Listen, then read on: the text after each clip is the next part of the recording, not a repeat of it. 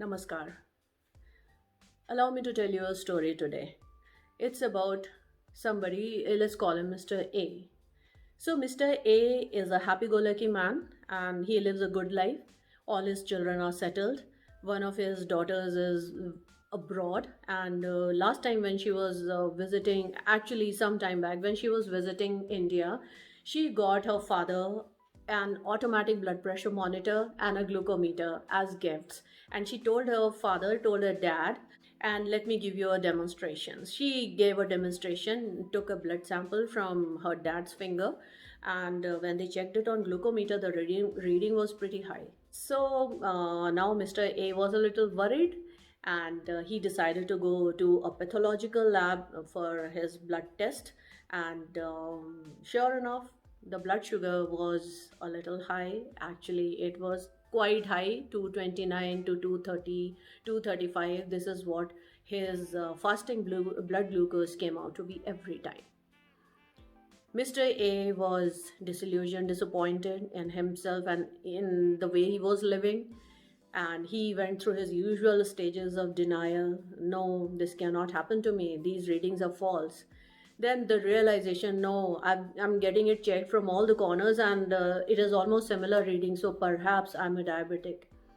And then after realization came dejection. No, why was it happening to me? I'm a good soul, I'm a good human, I've never done anything wrong to anyone, so why is God punishing me like this? Then finally, when he passed through all these stages, then he settled down to he set out to do something about his diabetes. Mrs. A also started talking among her friends, trying to find something to control blood sugar. One of her friends told her that if you take bay leaf powder after meals, then it checks your blood sugar, it controls your blood sugar. So they started doing that, and for some time, Mr. A was fine, but then sugar again started rising. So this time, Mr. A consulted his family doctor. The family doctor advised him to start his anti diabetic medication. So things were fine for a while, but then again, blood sugar started rising, and this time another anti-diabetic medication was added to already existing anti-diabetic prescription for Mr. A by the family doctor. Now, after a while, Mr. A also started feeling breathless whenever he would come back from his routine evening walk. Initially, Mr. A thought, no, perhaps I'm lower on energy. That's why this is happening. So he just kept trying to walk, walk, walk. Then he started walking slow, but the breathlessness persisted.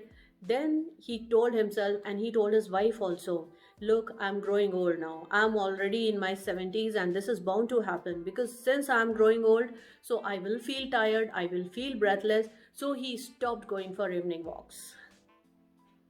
But that was not to be.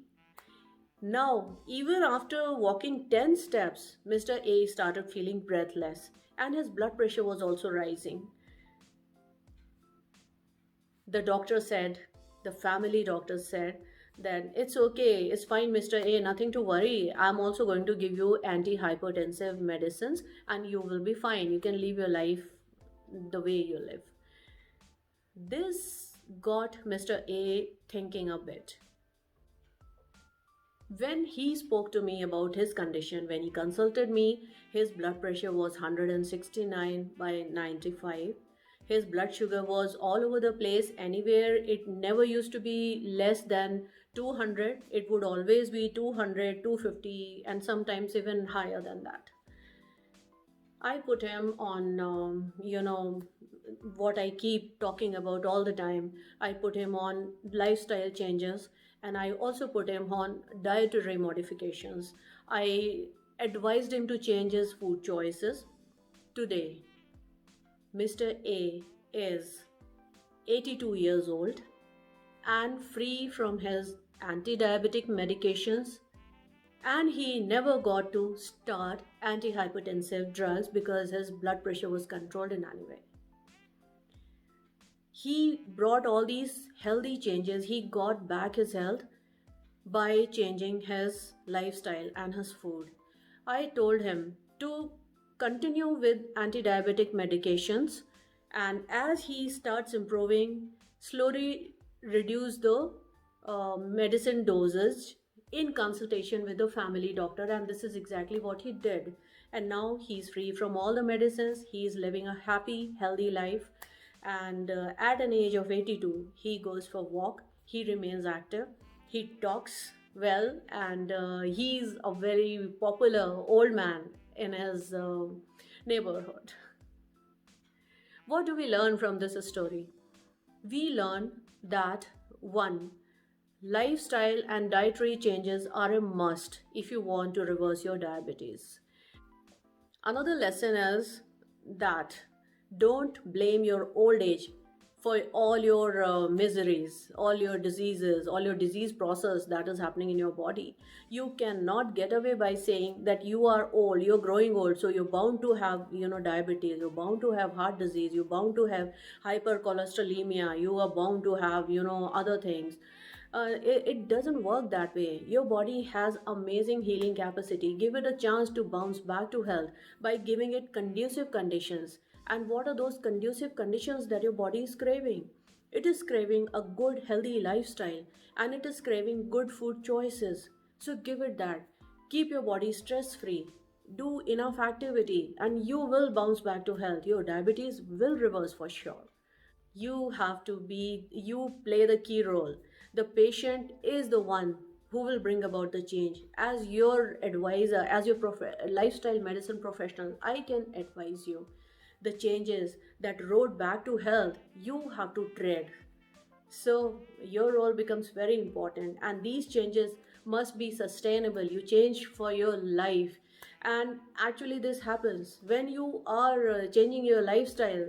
It just becomes a habit with you. You no more like to live life the unhealthy way.